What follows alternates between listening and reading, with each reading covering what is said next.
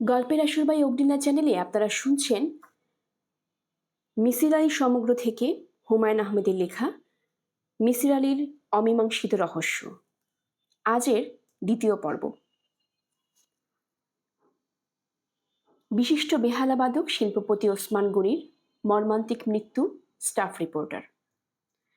বিশিষ্ট বেহালাবাদক শিল্পপতি জনাব ওসমান গনি গত 12ই জুন রাত 3টায় গুলশানস্থ বাসভবনে মর্মান্তিক মৃত্যুবরণ করেন।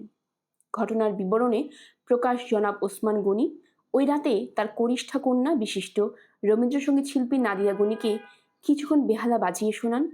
অতঃপর তাকে বলেন, বড় ধরনের দুঃসংবাদের জন্য সবাইকে সবসময় মানসিকভাবে প্রস্তুত থাকতে হয়। কন্যা এই পর্যায়ে জানতে চায়, তিনি এই জাতীয় কথা কেন বলছেন? ওসমান গনি তার উত্তরে নানান ধরনের রসিকতা করতে থাকেন এবং একসময় তাকে এক পট গরম কফি এনে দিতে বলেন। নাদিয়া গনি কফির পট নিয়ে বাবার ঘরে ঢুকে বাবাকে দেখতে পান না। বাবা স্নান করছেন। বেরোতে দেরি হবে ভেবে তিনি আবার রান্নাঘরে ফিরে যান। নতুন এক পট কফি বানিয়ে ফিরে আসেন। এই সময় তিনি বাথরুম থেকে আর্তস্বরে শুনে চমকে ওঠেন। বাথরুমের দরজা ভেতর থেকে বন্ধ, সেখান থেকে শব্দ ভেসে আসছে। নাদিয়া গনি বাথরুমের দরজা খুলতে চেষ্টা করে ব্যর্থ হন। তার হইচই শুনে পরিবারের অন্য সদস্যরা ছুটে আসেন।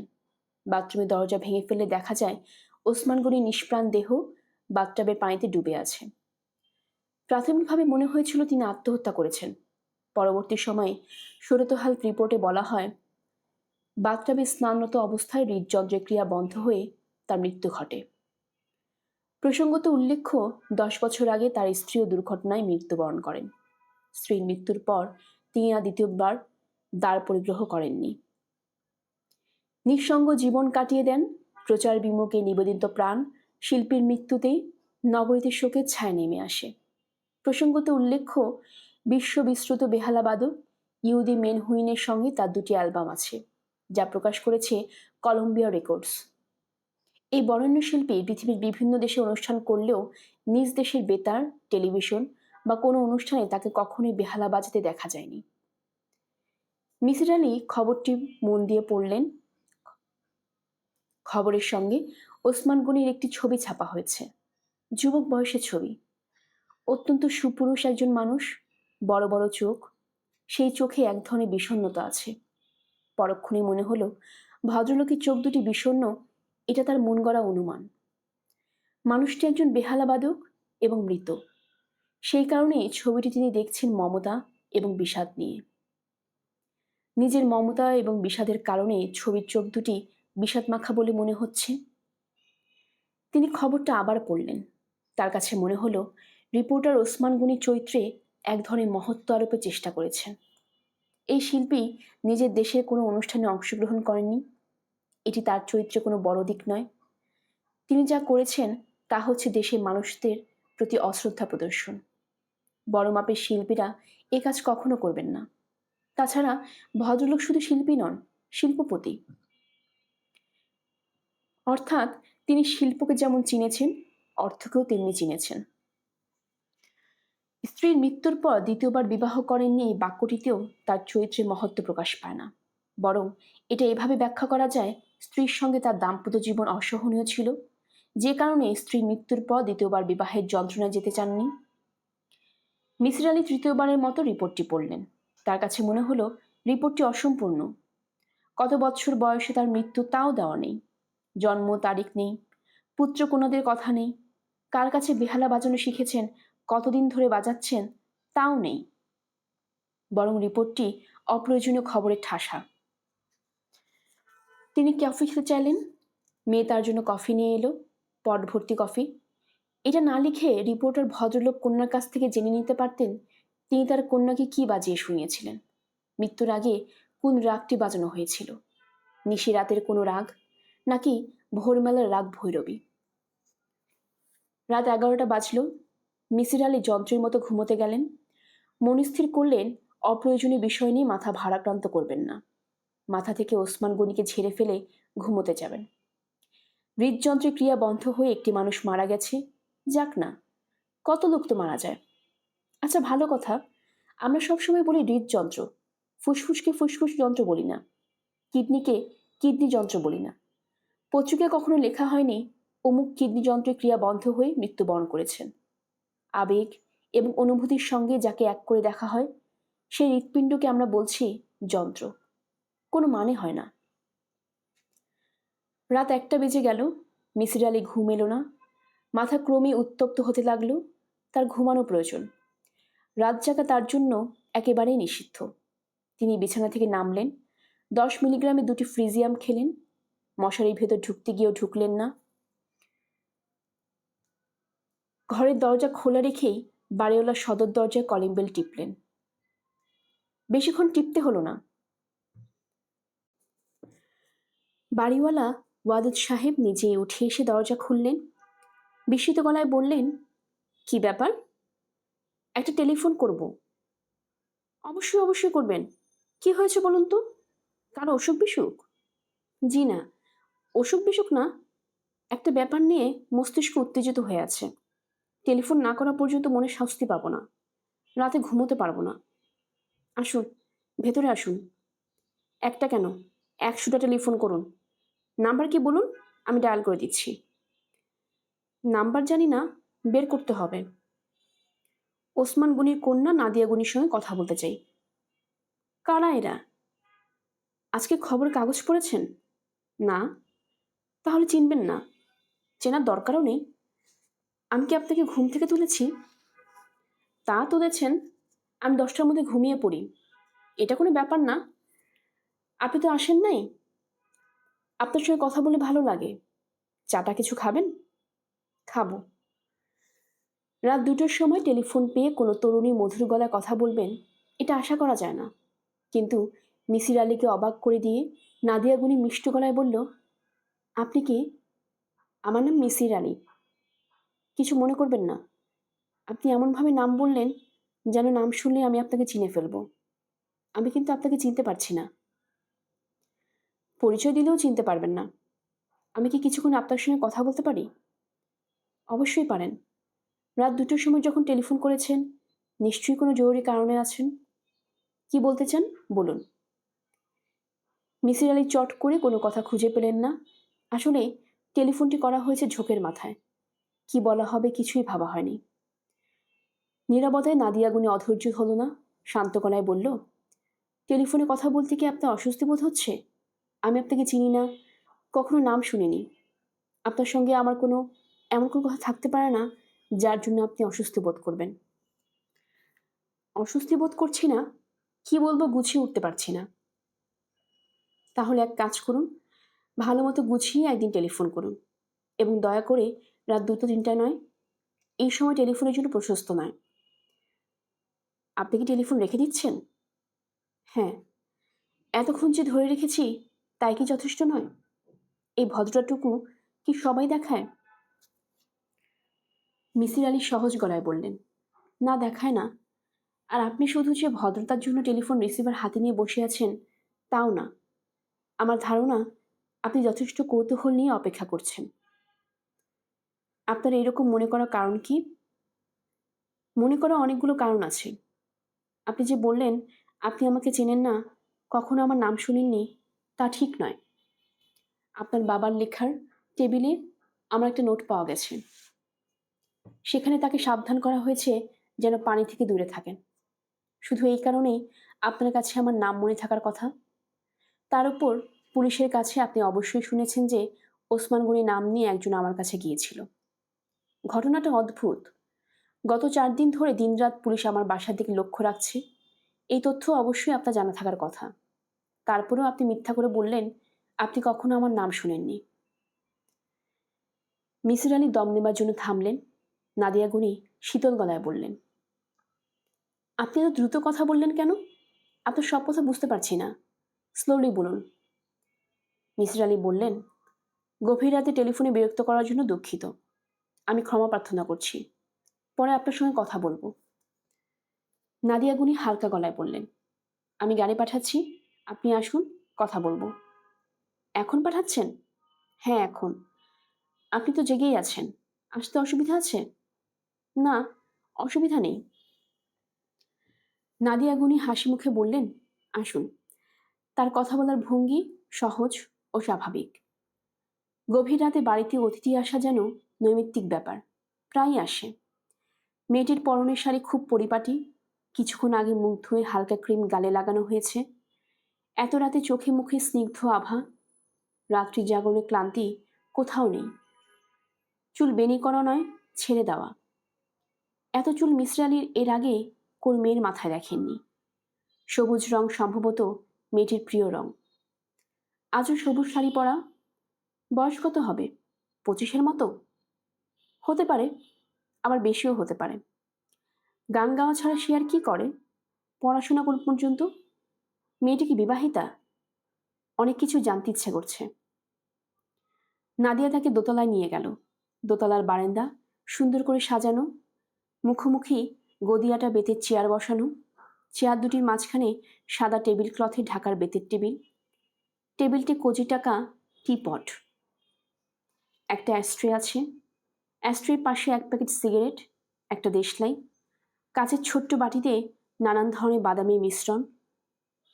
বারান্দা অন্ধকার, ঘরের ভেতর বাতি জ্বলছে, তার আলো এসে পড়ছে বারান্দায়। মিসির আলি সাহেব? জি। ইচ্ছে করে বারান্দা অন্ধকার করে রেখেছি। অন্ধকারে আড়াল থাকলে কথা বলতে অসুবিধা হয়। মিসির আলি বললেন, আপনার কি এমন কোনো কথা আছে যা বলার জন্য অন্ধকারের আড়াল প্রয়োজন হবে? না। মিসির আলি সিগারেট ধরালেন। মেয়েটিও মিসির আলিকে খানিকটা অবাক করে দিয়ে সিগারেট নিল। সিগারেট ধরালো আনাড়ি ভঙ্গিতে নয়, অভ্যস্ত ভঙ্গিতে। আপনি কি আমার সিগারেট খাওয়া দেখে অবাক হচ্ছেন? খানিকটা হয়েছি। চা নিন, খুব ভালো চা। কিভাবে বানিয়েছে জানেন?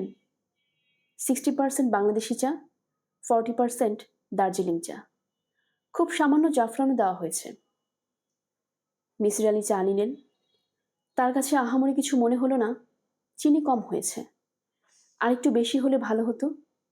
চিনি চাইতে ইচ্ছে করছে না। আশেপাশে কোনো কাজের লোক দেখা যাচ্ছে না। চিনি চাইলে হয়তো এই মেয়েটিকে উঠে যেতে হবে।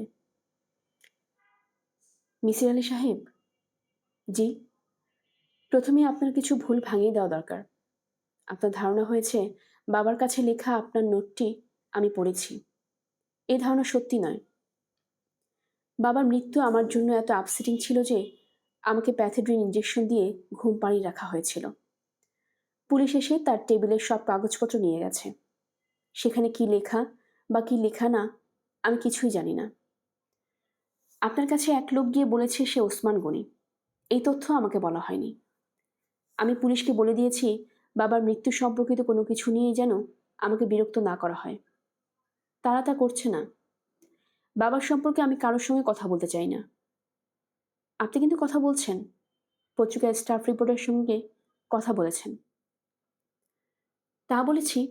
এই লোক আপনার মতোই গভীর রাতে আমাকে টেলিফোন করেছিল। গভীর রাতে কেউ আমাকে টেলিফোন করলে আমি সাধারণত কথা বলি। কেন? আপনি অনুমান করুন। আপনার ধারণা আপনার প্রমোদ শক্তি প্রবল। পরীক্ষা হয়ে যাক। মিসির আলি চায়ের কাপ নামিয়ে রাখতে রাখতে বললেন, আপনি কি করে জানলেন যে আমার ধারণা আমার অনুমান শক্তি প্রবল? আপনার কাছে এই দাবি আমি করিনি। পুলিশ ইন্সপেক্টর রকিবউদ্দিনের সঙ্গে করেছেন। রাত 2টায় আপনার টেলিফোন পাওয়ার পর আমি ইন্সপেক্টর রকিবউদ্দিন সাহেবকে টেলিফোন করে আপনার সম্পর্কে সব তথ্য জানতে চাই। তিনি আমাকে বলেছেন। আমার সম্পর্কে কী তথ্য জানেন? অনেক কিছুই জানি। আপনি যে একজন বিখ্যাত ব্যক্তি তাও জানি।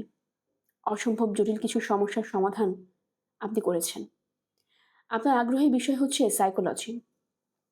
অনেকের ধারণা আপনি প্যারাসাইকোলজি বিষয়ের একজন বিশেষজ্ঞ। এখন আপনি বলুন দেখি, কেন আমি রাতের টেলিফোন অ্যাটেন্ড করি? কেনই বা গভীর রাতে আপনাকে আসতে বললাম? সত্যি জানতে চান? হ্যাঁ, জানতে চাই। আপনার ভয়াবহ ধরনের ইনসোমনিয়া আছে। রাতের পর রাত আপনি জেগে থাকেন। এই সময় আপনি নিঃসঙ্গ বোধ করেন এবং আমার ধারণা খানিকটা ভয়ও পান। রাতে কেউ টেলিফোন করলে আপনার এই কারণেই ভালো লাগে। কারোর সঙ্গে কথা বলতে পারলে ভালো লাগে। আপনার সূচিবার মতো আছে। রাতে কয়েকবার আপনি গোসল করেন। কিছুক্ষণ আগে গোসল সেরেছেন। এখনো চুল শুকায়নি। আপনার বাবার মৃত্যুর পর আপনি কারো নিঃসঙ্গ হয়ে গেছেন। কারণ তারও ইনসমনিয়া ছিল। তিনিও রাত জাগতেন। দুজন সঙ্গ দিতেন দুজনকে। কি করে বুঝলেন বাবার ইনসমনিয়া ছিল? পত্রিকার রিপোর্ট অনুযায়ী বেহালা বাজানো শোনার পর আপনি বাবার জন্য কফি আনতে গেলেন। অর্থাৎ আপনারা আরও রাত জাগবেন, নয়তো পট ভর্তি কফি করে আনতেন না। আপনার বাবারও গভীর রাতে স্নানের অভ্যাস ছিল, কারণ আপনি কফি নিয়ে এসে দেখেন বাথরুমের দরজা বন্ধ, শাওয়ার দিয়ে পানি পড়ছে। আপনি ধরে নেন আপনার বাবা বেরোতে দেরি হবে, কাজেই কফির পট নিয়ে ফিরে যান এবং আবারও নতুন করে কফি বানান। বাবার গভীর রাতে স্নান আপনার কাছে মোটেই অস্বাভাবিক মনে হয়নি, কারণ আপনার বাবা এই অভ্যাসের সঙ্গে আপনি পরিচিত। নাদিয়া আরেকটি সিগারেট ধরালো। মিসির আলী বললেন, আপনি কি আমাকে বিশেষ কিছু বলতে চান? বলতে চাইলে বলতে পারেন। কি জানতে চান? আপনি যা বলবেন আমি তাই শুনব। তবে সবার আগে জানতে চাই, আপনার কি ধারণা আপনার বাবার স্বাভাবিক মৃত্যু হয়েছে? ডাক্তাররা তাই বলছেন। আপনার কি ধারণা? নাদিয়া আধ খাওয়া সিগারেট ছুঁড়ে ফেলে দিয়ে বলল, আমার ধারণা বাবা আত্মহত্যা করেছেন। কেন করেছেন তাও আমি জানি। আমার মা আত্মহত্যা করেছিলেন। তার মৃতদেহ বাথরুমের বাথটাবে পাওয়া যায়। মা বিখ্যাত কেউ ছিলেন না, তার মৃত্যুর সংবাদ পত্রিকায় আসেনি। তিনি কত বছর আগে মারা যান? জুন মাসের 21 তারিখে 9 বছর আগে। আপনার বাবার ইনসমনিয়া কি আপনার মার মৃত্যুর পর থেকে শুরু হয়েছে? না, আগেও ছিল, তবে মার মৃত্যুর পর বেড়েছে। আপনি কি চান আমি আপনার বাবার মৃত্যু সংক্রান্ত বিষয়টি নিয়ে চিন্তাভাবনা করি? আমি চাই না। কি ঘটছে আমি জানি। আমি খুব ভালো করে জানি আমার বুদ্ধি অন্যের চেয়ে কম বা আপনার চেয়ে কম, তা মনে করার কোনো কারণ নেই। আমি তা মনে করছি না। নাদিয়া হাত ঘড়িতে সময় দেখলেন, হাই তুলতে তুলতে বললেন, 4:20 বাজে। এই সময় আমি ঘুমোতে যাই। গাড়ি তৈরি আছে, আপনাকে পৌঁছে দিবে। আপনার সঙ্গে কথা বলে আমার ভালো লেগেছে, তবে আর কথা বলতে চাচ্ছি না। কোনোদিনই না। দয়া করে আর কখনো আসবেন না এবং কখনো আমাকে বিরক্ত করবেন না। মিসির আলী উঠতে উঠতে বললেন, আপনার এমন কোনো আত্মীয় স্বজন কি আছে যার 3টা দাঁত সোনা দিয়ে বাঁধানো? নাদিয়া গলার স্বর একটু তীক্ষ্ণ করে বলল, সোনা দিয়ে দাঁত বাঁধানো কেউ কি এসে আপনাকে বলেছিল আমি ওসমান গনি? জি। সোনা দিয়ে দাঁত বাঁধানো এমন কাউকে আমি চিনি না। আমার ধারণা বাবা কাউকে পাঠিয়েছিলেন। বাবার মধ্যে এক ধরনের অভিনয় প্রবণতা ছিল। আমি যখন খুব ছোট, তখন একবার তিনি রাক্ষস সেজে আমাদের ভয় দেখিয়েছিলেন। এরকম কিছু হবে। সব মানুষের মধ্যে কিছু পরিমাণ ইনসেনিটি থাকে। আচ্ছা, আমি তাহলে উঠি। পুলিশের লোক কি এখনো আপনার বাড়ির সামনে দাঁড়িয়ে থাকে? থাকে। আর যেন না থাকে আমি সেই ব্যবস্থা করব। আসুন, আপনাকে গাড়ি পর্যন্ত এগিয়ে দিয়ে আসি। গাড়িতে ওঠার ঠিক আগের মুহূর্তে মিসির আলী বললেন, শেষবার বেহালায় আপনার বাবা কি বাজিয়েছিলেন? অর্থাৎ কোন রাগ? উনি একটা ঘুম পাড়ানি গানের সুর বাজিয়েছিলেন। ওনার নিজের খুব প্রিয় সুর। আমারও প্রিয়। একটি চেক লোকগীতির সুরে লালাবাই। লাইনগুলো হচ্ছে, precious baby sweetly slip, slip in pace, slip in comfort, slumber deep, I will rock you rock you rock you, I will rock you rock you rock you. বলতে বলতে নাদিয়ার চোখ ভিজে উঠল। মিসির আলী বললেন, আপনার সম্পর্কে তেমন কিছু জানি না। আপনি পড়াশোনা কতদূর করেছেন? নাদিয়া বলল, আমি আপনার আর কোনো প্রশ্নের জবাবই দেব না। এটা কি অম্বিকা বাবুর বাড়ি? দরজা ধরে যে মেয়েটি দাঁড়িয়ে আছে সে জবাব দিল না। তীক্ষ্ণ চোখে তাকিয়ে রইল। মেয়েটির বয়স 19-20। হালকা পাতলা গরনের শ্যামলা মেয়ে, চোখ দুটি অপূর্ব, তীক্ষ্ণ দৃষ্টিতে তাকিয়ে থাকার চোখ নয়, কিন্তু মেয়েটি এক দৃষ্টিতে তাকিয়ে আছে। মিসির আলী বললেন, অম্বিকা বাবুর সঙ্গে খুব প্রয়োজন। আমার নাম মিসির আলী। আমি আপনাকে চিনি। তাই বুঝি? তাহলে তো ভালোই হলো। লোকজন আমাকে চিনতে শুরু করেছে, এটাই সমস্যা। তোমার নাম কি? অতসী। অতসী, তোমার বাবা কি আছেন? মেয়েটি জবাব দিল না, দরজা ধরে দাঁড়িয়ে রইল। মিসির আলী নিশ্চিত হলেন অম্বিকা বাবু বাড়িতেই আছেন। তবে অতসী হয়তো তা স্বীকার করবে না। মিথ্যা করে বলবে বাবা বাড়ি নেই। তবে মেয়েটিকে দেখে মনে হবে মিথ্যা বলার অভ্যাস এখনো হয়নি। মিথ্যা বলার আগে তাকে নিজের সঙ্গে যুদ্ধ করতে হচ্ছে। মিসির আলী মেয়েটিকে বিপদ থেকে উদ্ধার করলেন। হাসি মুখে বললেন, উনি বোধহয় বাড়ি নেই।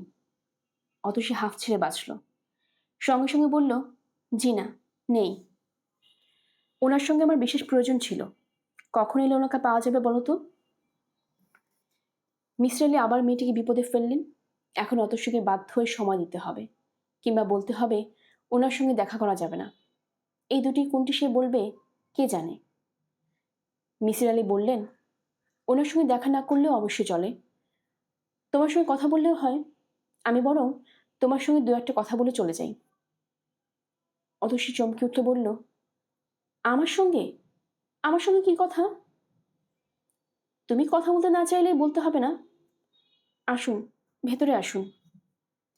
ভেতরে আসারও প্রয়োজন দেখছি না। এখানে দাঁড়িয়ে কয়েকটা কথা জিজ্ঞেস করে চলে যাই। জিজ্ঞেস করব? করুন। অম্বিকাবাবুর 3টি দাঁত কি সোনা দিয়ে বাঁধানো? অতসী হ্যাঁ সূচক মাথা নাড়ল। এবার সে তাকালো ভীত চোখে। তার চোখের পাতা দ্রুত কাঁপছে। নাকের পাতায় ঘাম জমছে। চোখেও তাকাচ্ছে না। মাথা নিচু করে আছে। চোখে তৃপ্ত দৃষ্টি এখন আর নেই। অতসী তাকালো, কিছু বলল না। শোনো মেয়ে, তোমার বাবা এক রাতে আমার সঙ্গে গল্প করতে এসেছিলেন। তিনি বললেন তার নাম ওসমান গনি। তিনি অপ্রকৃতিস্থ একজন মানুষের অভিনয় করলেন। বেশ ভালো অভিনয়। আমি ধরতে পারলাম না। বাবা কি আপনাকে এবারে ঠিকানা দিয়ে এসেছিলেন? না। তাহলে ওনাকে খুঁজে বের করলেন কিভাবে? মিসির আলী হাসতে হাসতে বললেন, তুমি একটু আগে বলেছ তুমি আমার নাম জানো। নাম যদি জানো তাহলে এটাও জানা উচিত যে মানুষ খুঁজে বের করার মতো বুদ্ধি আমার আছে। কি করে বের করেছি জানতে চাও? অতসী হ্যাঁ সূচক মাথা নাড়ল। তাহলে শোনো, তোমার বাবা বলেছিলেন তার ডায়াবেটিস। এই অংশটি অভিনয় নয়, কারণ তিনি চিনি ছাড়া চা খেতে চাইলেন। একজন ডায়াবেটিক পেশেন্ট যে ঢাকায় থাকে সে চিকিৎসার জন্য ডায়াবেটিক সেন্টারে যাবে, এটাই স্বাভাবিক। কাজেই আমি গেলাম বারডেম। জিজ্ঞেস করলাম তাদের এমন কোনো রোগী আছে কি না যার 3টি দাঁত সোনা দিয়ে বাঁধানো। তারা সঙ্গে সঙ্গে বলল অম্বিকা বাবু। সোনা দিয়ে দাঁত বাঁধানো না থাকলে খুঁজে বের করতে আরেকটু সময় লাগত। অতসী তাকিয়ে আছে। তার চোখ দেখে বোঝা যাচ্ছে না সে বিস্মিত হয়েছে কিনা। মিসির আলী যাচ্ছেন মেয়েটিকে বিস্মিত হোক, কারণ মেয়েটিকে বিস্ময়ে অভিভূত করা তার নিজের স্বার্থেই প্রয়োজন। সে বিস্ময়ে অভিভূত হলেই তার সব প্রশ্নের জবাব দিবে, আগ্রহ করে দেবে। অতসী, জি? তোমার বাবা যে বাড়িতেই আছেন তা আমি জানি, যদিও বুঝতে পারছি না কেন তুমি তোমার বাবার সঙ্গে আমাকে দেখা করতে দিচ্ছ না।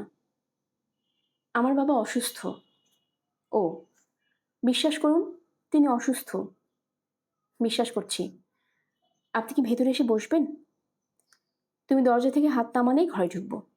আজ সারাদিন খুব ছোটাছুটি করেছি, চা খাওয়া হয়নি। তুমি কি চা খাওয়াবে? আপনি দুধ ছাড়া চা যদি খেতে পারেন তাহলে খাওয়াবো। ঘরে দুধ নেই। চা দুধ ছাড়া খাওয়াই ভালো। অতসী দরজা ছেড়ে সরে দাঁড়ালো। মিসির আলী ঘরে ঢুকলেন। ঘরে ঢুকে তার মন খারাপ হয়ে গেল। হতদরিদ্র অবস্থা। এই ঘরটি নিশ্চয়ই এদের বসার ঘর। 2টা বেতের চেয়ার। অনেক জায়গায় বেত খুলে গেছে, তার দিয়ে মেরামত করা। ঘরে প্রায় পুরোটা জুড়ে বড় একটা চৌকি। চৌকিতে পাটি পাতা। সেই পাটিও দীর্ঘ ব্যবহারে জীর্ণ। পাটির পাশে হাত পাখা। যদিও একটি সিলিং ফ্যান দেখা যাচ্ছে, মাকড়সা জাল বানিয়েছে ফ্যানের পাখায়, অর্থাৎ ফ্যানটি অনেকদিন ঘুরছে না। মিসির আলী মনস্থির করতে পারলেন না কোথায় বসবেন। পাটিতে বসবেন না বেতের চেয়ারে বসবেন। পাটিতে বসে ঠিক করলেন। এখান থেকে বাড়ির ভেতরটা খানিকটা দেখা যায়। মেয়েটি চা বসিয়েছে বারান্দায়। এদের রান্নাঘর সম্ভবত বারান্দায়। 2 কামরার বাড়ি। ভেতরে ঘরে নিশ্চয়ই মেয়েটি ঘুমায়। বসার ঘরে থাকেন অম্বিকা বাবু। ভদ্রলোকের পেশা কি তা বোঝা যাচ্ছে না। চটপটে ধরনের কথাবার্তা এবং গল্প তৈরি করে বিশ্বাসযোগ্য বলার ক্ষমতা থেকে 2 ধরনের সম্ভাবনার কথা মনে হয়। 1, ভদ্রলোকের পেশা দালালি করা। 2, ভদ্রলোক একজন জ্যোতিষী। জ্যোতিষী হবার সম্ভাবনাই বেশি, কারণ তার হাতে 3টি পাথরের আংটি। তবে জ্যোতিষীরা ঘরে নানা নিদর্শন ছড়িয়ে রাখবে। রাস্তায় সাইনবোর্ড থাকবে, জ্যোতিষ সম্রাট অম্বিকাচরণ, কর গণনা ও কোষ্ঠী বিচার করা হয়। অতসী চায়ের কাপ হাতে নিয়ে ঢুকল। মৃত গলায় বলল, চা নিন। মিসির আলি চায়ের কাপ হাতে নিলেন। অতসী ক্ষীণ গলায় বলল, ঘরে চিনিও নেই, চিনি ছাড়া চা। আপনি কিছু মনে করবেন না, বাবা চায় চিনি খান না, কাজে চিনি কেনা হয় না। অতসী, তুমি বসো। অতসী বেতের চেয়ারে বসল। মিসির আলি বললেন, তোমার মুখ দেখে মনে হচ্ছে চিনি ছাড়া চা দিয়ে তুমি মন খারাপ করেছ। মন খারাপ করার কিছু নেই, আমি চাই দুধ খাই, চিনি খাই না। মেয়েটি কিছু বলল না। মিসির আলি বললেন, তুমি আর তোমার বাবা, তোমরা দুজন এখানে থাকো? হ্যাঁ। তোমরা কয় ভাই বোন? আমি একা। তোমার মা জীবিত নেই? না। কতদিন আগে মারা গেছেন? 16-17 বছর আগে। কি করেন তোমার বাবা? তিনি নবীননগর গার্লস স্কুলে অঙ্কের শিক্ষক ছিলেন, রিটায়ার করেছেন। আগে প্রাইভেট পড়াতেন, এখন আর পড়ান না, অসুস্থ। কতদিন ধরে অসুস্থ? বছর 2। খুব অপ্রিয় একটা প্রশ্ন করছি অতসী, তোমাদের চলে কিভাবে? অতসী জবাব দিল না, স্থির চোখে তাকিয়ে রইল। মিসির আলি পরিস্থিতি স্বাভাবিক করার জন্য বললেন, আমি ভেবেছিলাম তোমার বাবা একজন জ্যোতিষী, তিনি যে স্কুল শিক্ষক বুঝতে পারিনি। অতসী যন্ত্রের মতো গলায় বলল, আপনি ঠিকই অনুমান করেছেন।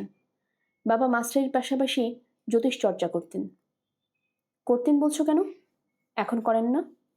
না। শখের চর্চা? শখের চর্চা না, তিনি টাকা নিতেন। ও আচ্ছা। তার রোজগার কেমন ছিল? তার রোজগার ভালোই ছিল।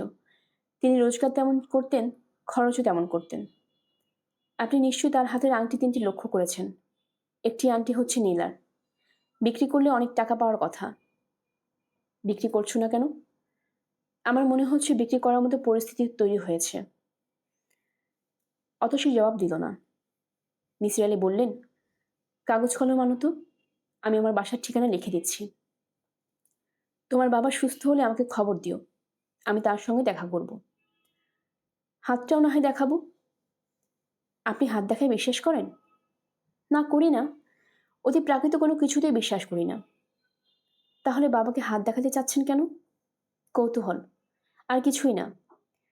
আমি ভূত বিশ্বাস করি না, কিন্তু কেউ যদি বলে আমার বাসায় একটা পোষা ভূত আছে, দড়ি দিয়ে খাটের পায়ের সঙ্গে বেঁধে রাখি, তাহলে আমি অবশ্যই ভূত দেখতে যাব। মিসির আলি উঠে দাঁড়ালেন। অতসী তাকে দরজা পর্যন্ত গিয়ে দিল। মিসির আলি বললেন, যাই। মেয়েটা কিছুই বলল না। রাস্তায় নেমে মিসির আলি পেছনে ফিরে তাকালেন। অতসী এখনো দরজা ধরে দাঁড়িয়ে। একটা বিশেষ জরুরি কথাই মিসির আলি জিজ্ঞেস করতে ভুলে গেছেন। ওসমান গনি কি মেয়েটি চেনে কিনা? তিনি ফিরে এলেন। মেয়েটি দরজা ধরে দাঁড়িয়ে আছে।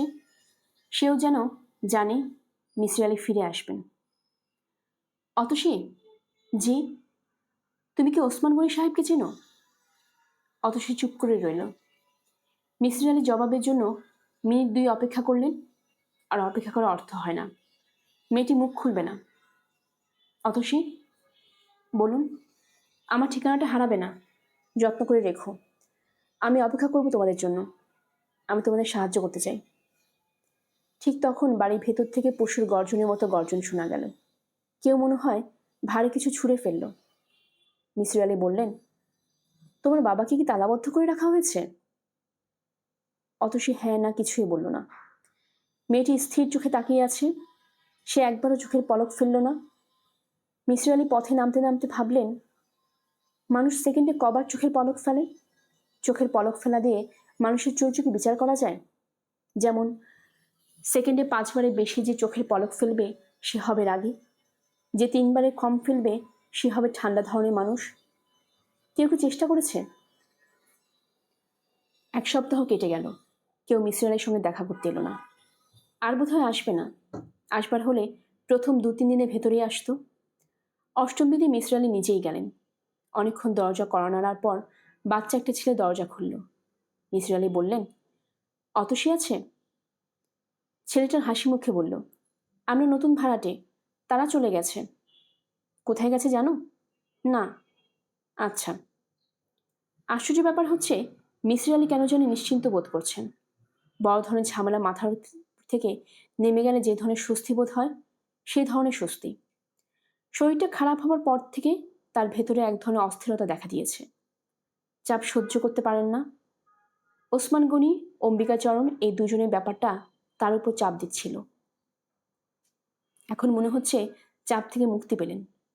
আর ভাবতে হবে না। ৩০ লক্ষ লোকের বাস এই শহরে। ৩০ লক্ষ লোকের ভেতর কেউ যদি হারিয়ে যেতে চায়, তাকে খুঁজে বের করা মুশকিল। আর দরকারই বা কি? মিসির আলি রিকশা নিলেন। হালকাভাবে বৃষ্টি পড়ছে, কুয়াশার মতো বৃষ্টি। বৃষ্টিতে ভিজতে ভিজতে ঘরের দিকে রওনা হয়েছেন। তার ভালো লাগছে। বৃষ্টি বাড়ছে, কিন্তু তার হুড তুলতে কিংবা প্লাস্টিকের পর্দায় শরীর ঢাকতে ভালো লাগছে না। রাস্তার লোকজন আগ্রহ নিয়ে তাকে দেখছে। একটা মানুষ রিকশায় বসে ভিজতে ভিজতে এগোচ্ছে।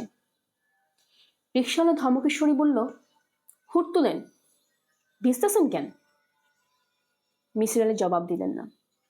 রিকশাওয়ালা রাস্তার পাশে রিকশা থামিয়ে বিরক্ত মুখে হুড তুলতে লাগলো।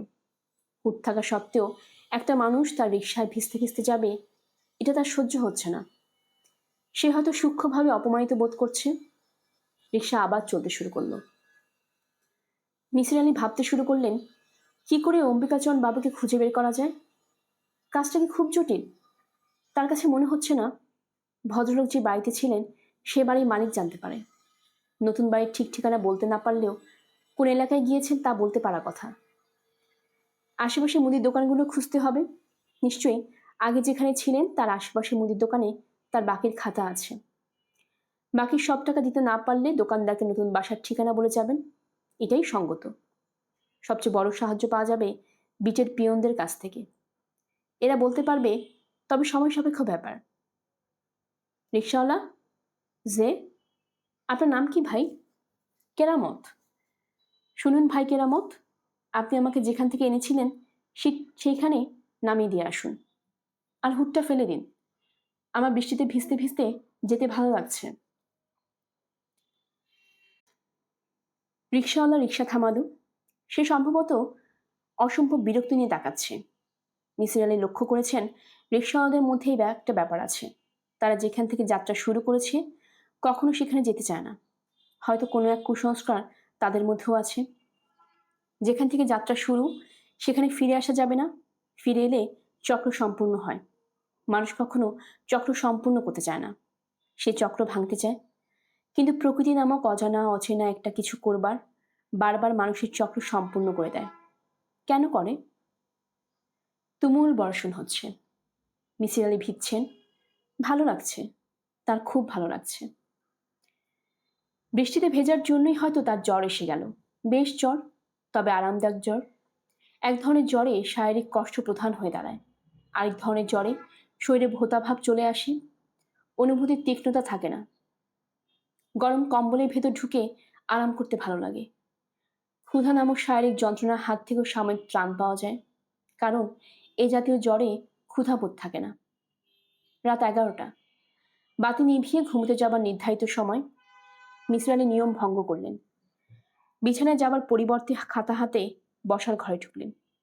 গত কয়েকদিন ধরেই ওসমান গনির সম্পর্কে কিছু কিছু নোট করেছেন। নোটগুলি পড়া দরকার। মাথায় যন্ত্রণা হচ্ছে, তার উচিত বাতি নিভিয়ে ঘুমোতে যাওয়া। তিনি নিশ্চিত জানেন ঘুম আসবে না। গত 2 রাত তাই হয়েছে। প্রায় সারা রাত জেগে কাটিয়েছেন। তার চেয়ে খাতা নিয়ে বসে থাকা ভালো। পড়তে পড়তে একসময় হয়তো সোফাতেই ঘুমিয়ে পড়বেন। নিয়ন্ত্রিত জীবনযাপন করা বোধ হয় তার ভাগ্যে নেই। মিসির আলি পড়তে শুরু করলেন। ওসমান গনি। ওসমান গনিকে আমি দেখিনি কোটিপতি মানুষ, একজন বেহালাবাদু, যার জন্ম থেকে কোটিপতি, এবং যারা পরবর্তী সময়ে কোটিপতি হয় তাদের প্রকৃতি ভিন্ন হয়। নিতান্ত দরিদ্র অবস্থা থেকে যারা কোটিপতি পর্যায়ে আসে তাদেরকে এক জীবনে 2 রকম সমস্যায় পড়তে হয়। অর্থকষ্টের সমস্যা এবং প্রচুর অর্থ দিয়ে কী করা যায় সেই সমস্যা। ওসমান গনির ক্ষেত্রেও তা ঘটেছে। যাদের ক্ষেত্রে এটা ঘটে তাদের মধ্যে সামান্য পরিমাণে হলেও ভারসাম্যহীনতা দেখা যায়। সাধারণ মানুষদের বেলায় তার চরিত্র ব্যাখ্যা করে বলে দেওয়া সম্ভব, বিশেষ বিশেষ পরিস্থিতিতে সে কি করবে? রেগে যাবে, আনন্দিত হবে, না দুঃখিত হবে? হলেও কি পরিমাণ হবে? কিন্তু ওসমান গনি জাতীয় মানুষ, যারা দুটি ধাপ অতিক্রম করেছেন, তাদের ক্ষেত্রে আগেভাগে কিছু বলা সম্ভব না। চরিত্রে প্রসেক্টিবিলিটি বলে কিছু তাদের থাকে না। ওসমান গনির সম্পর্কে ডাক্তার এবং পুলিশ বলছে স্বাভাবিক মৃত্যু, তার কন্যা বলছে আত্মহত্যা। তার কন্যার বক্তব্যই আমার কাছে গ্রহণযোগ্য মনে হয়েছে। এই জাতীয় চরিত্রে মানুষদের কাছে জীবন একসময় অসহনীয় হয়ে ওঠে। তারা একসময় ভাবতে শুরু করে, এই জীবনে যা পাবার ছিল সব পাওয়া হয়ে গেছে, আর কিছুই পাওয়ার নেই। আত্মহরণের পথ যখন সহজ স্বাভাবিক পথ বলে মনে হয়। এই পর্যন্ত পুরো ব্যাপারটা কোনো জটিলতা নেই। জটিলতা যিনি সৃষ্টি করেছেন তার নাম অম্বিকা বাবু। অম্বিকা বাবুর সঙ্গে আমার কখনো দেখা হয়নি। তিনি নতুন এক আস্থানে আশ্রয় নিয়েছেন। সেই আস্থানে আমি খুঁজে বের করেছি, যদিও এখনো ঠিক করিনি এই ভদ্রলোকের সঙ্গে আমি দেখা করব কি করব না। অম্বিকা বাবুর কন্যার সঙ্গে আমার দেখা হয়েছে। কন্যার বক্তব্য অনুযায়ী তার বাবা অসুস্থ, তার সঙ্গে দেখা করা যাবে না। অসুস্থ মানুষের সঙ্গে দেখা করতে না দেওয়া মধ্যবিত্ত মানসিকতা নয়। মধ্যবিত্ত মানসিকতায় অসুস্থ মানুষদের সঙ্গেই বরং বেশি করে দেখা সাক্ষাতের ব্যবস্থা আছে। মৃত্যুপথযাত্রী যার শ্বাসকষ্ট শুরু হয়েছে, তাকেও দল বেঁধে লোকজন দেখতে আসবে এবং জিজ্ঞেস করবে, এখন শরীরটা কেমন? তবে মধ্যবিত্ত মানসিকতায় এক ধরনের অসুস্থ রোগী আছে, যাদের সঙ্গে দেখা সাক্ষাৎ সম্পূর্ণ নিষিদ্ধ। তারা হচ্ছে মানসিক রোগী। শরীরের রোগ সম্পর্কে আমরা দেখতে ভালোবাসি, কিন্তু মনের রোগ নয়। এই রোগ সম্পর্কে কাউকে জানতে দেওয়া যাবে না। পশুর মতো অম্বিকা বাবুকে গর্জন করতে আমি শুনেছি, তবে তা অভিনয় হতে পারে।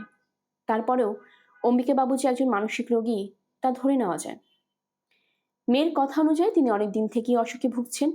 একজন মানসিক রোগী আমাকে দিয়ে একটি চিরকুট লিখিয়ে নিল, যে সাবধান বাণী সেই চিরকুটে লেখা তা অক্ষর অক্ষরে মিলে গেল। কাকতালীয় ব্যাপার বলে একে উড়িয়ে দেওয়া যায় না। আমার ধারণা বিশেষ কোনো উদ্দেশ্যে আমাকে সমস্যাটির সঙ্গে জড়ানো হয়েছে। ওসমান গনি নিজে এই কাজটি করতে পারতেন, যাতে তার মৃত্যু নিয়ে এক ধরনের রহস্য তৈরি হয়, কিন্তু তিনি তা করবেন বলে মনে হয় না। একজন অসম্ভব ধনবান ব্যক্তি, যিনি নিজের ভুবন নিয়ে ব্যস্ত, তিনি আমাকে চিনবেন তা আশা করা ঠিক না। তাছাড়া ভদ্রলোক নিভৃতচারী। তার চেয়েও বড় যুক্তি, আমার নোটটি পেয়ে তিনি চিন্তিত হয়ে তার ছেলেবেলার বন্ধু হোম মিনিস্টারকে টেলিফোন করেছিলেন। তাহলে কি দাঁড়াচ্ছে? এ কি দাঁড়াচ্ছে না যে ওসমান গনির সমস্যার সঙ্গে আমাকে জড়িয়েছেন অম্বিকাচরণ? তার উদ্দেশ্য কি ওসমান গনিকে সাবধান করা? এই কাজটি তিনি আমাকে না জড়িয়ে করতে পারতেন। আমাকে জড়ালেন কেন? লেখা এই পর্যন্তই। মিসির আলি হাই তুললেন। তার ঘুম পাচ্ছে। এখন শুয়ে পড়লে হয়তো ঘুম এসে যাবে। তিনি হাত মুখ ধুয়ে রাতের শেষ সিগারেটটি খেলেন এবং তার খাতায় পেন্সিল দিয়ে লিখলেন, ওসমান গনির মৃত্যু একটি পরিকল্পিত হত্যাকাণ্ড। আমার ধারণা হত্যাকাণ্ডের নায়িকা তার কন্যা নাদিয়া গনি। ওসমান গনির স্ত্রীর মৃত্যু এই মেয়েটির হাতেই হয়েছে। মিসির আলি অবাক হয়ে নিজের লেখার দিকে তাকিয়ে রইলেন। হুট করে এই কথাগুলো কেন লিখলেন নিজেই জানেন না। হয়তো তার উত্তপ্ত মস্তিষ্কের কল্পনা। তার হাতে কোনো যুক্তি প্রমাণ নেই, তবু তার মন বলছে এই হচ্ছে ঘটনা। অম্বিকাচরণ বলে এই এক ভদ্রলোক ঘটনা জানেন। তিনি সাহায্য প্রার্থনা করছেন মিসির আলি নামের একজনের কাছে। মিসির আলি ঘুমোতে গেলেন রাত 1টার দিকে। অনেকদিন পর তার সুনিদ্রা হলো। গল্পের আসর বাই অগ্নিলা চ্যানেলে আপনারা শুনছিলেন হুমায়ুন আহমেদের লেখা মিসির আলি সমগ্র থেকে মিসির আলির অমীমাংসিত রহস্য। আসছিল এর দ্বিতীয় পর্ব। আমাদের গল্প পাঠ আপনাদের কাছে ভালো লেগে থাকলে কাইন্ডলি সাবস্ক্রাইব করবেন, কমেন্ট করে জানাবেন আপনাদের কেমন লাগলো, বন্ধুদের সাথে শেয়ার করবেন। সবাই ভালো থাকবেন। ধন্যবাদ।